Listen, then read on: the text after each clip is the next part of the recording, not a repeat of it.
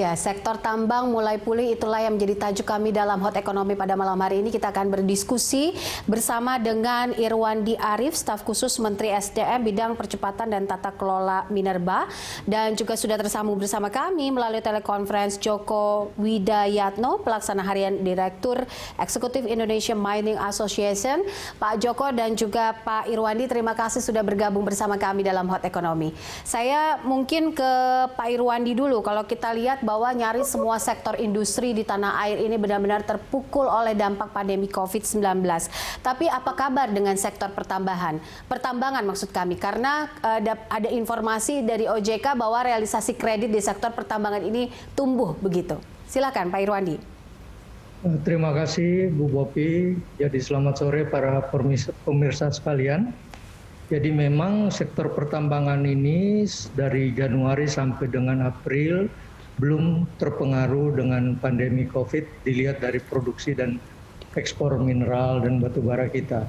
Namun mulai dari bulan Mei sampai saat ini sudah mulai kerasa, dan sebenarnya kalau kita lihat masih memperlihatkan satu hal yang positif, karena memang semua industri pertambangan sudah mempunyai kebiasaan sejak dari dulu menerapkan K3 ya secara ketat.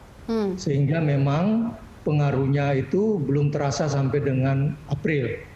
Nah, oleh karena itu di sisi lain memang harga komoditas tambang menurun, sehingga penjualan yang dilakukan oleh perusahaan tidak dapat memberikan keuntungan maksimal atau bahkan terhambat.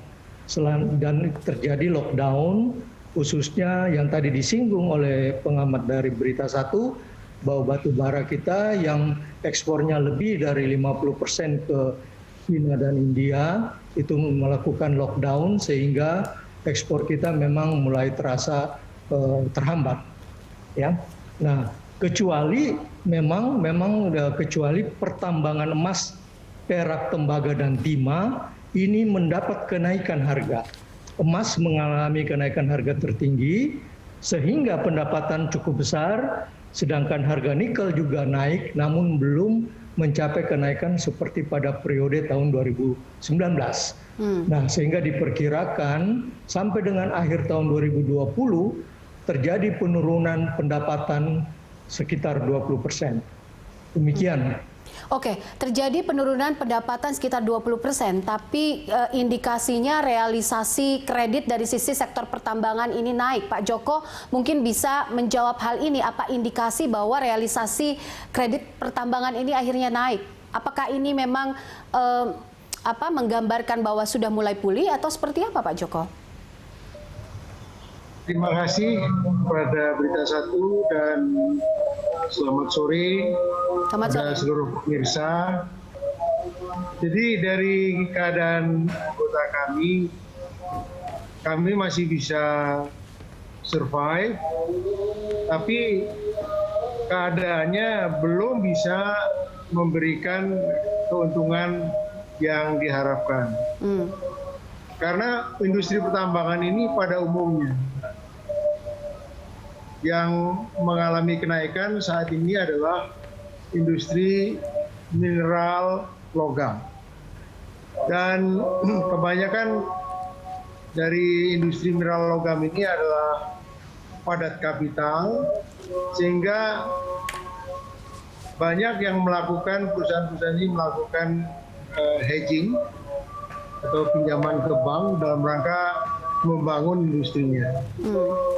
Dan kenaikan dari industri tambang memang ada, tetapi dengan harga yang sekarang juga dengan kecepatan produksi yang sekarang kita mengalami penurunan yang seperti disampaikan oleh Profesor Irwandi, kita mengalami penurunan sekitar 20%, tapi dari investasi dan sebagainya memang ada pergerakan.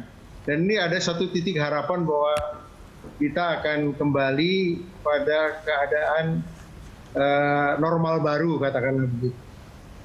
Oke. Terima kasih. Baik. Pak Irwandi, kalau kita lihat kan ini memang tumbuhnya sendiri penyaluran kredit ini di sektor perbankan ini double digit begitu, 11,29%, jauh lebih tinggi dari sektor pertambangan ini tumbuhnya double digit. Artinya jauh dari sektor-sektor lainnya. Tadi seperti yang Pak Joko bilang, ada optimisme di sini bahwa pertambangan bisa kurang jelas Bu, anunya kami kurang jelas mendengar. Oh, oke. Baik, kami coba membenarkan audionya.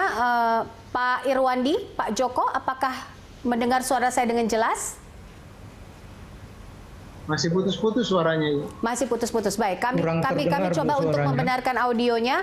Kami akan kembali usai jeda, pemirsa, tetaplah di sini.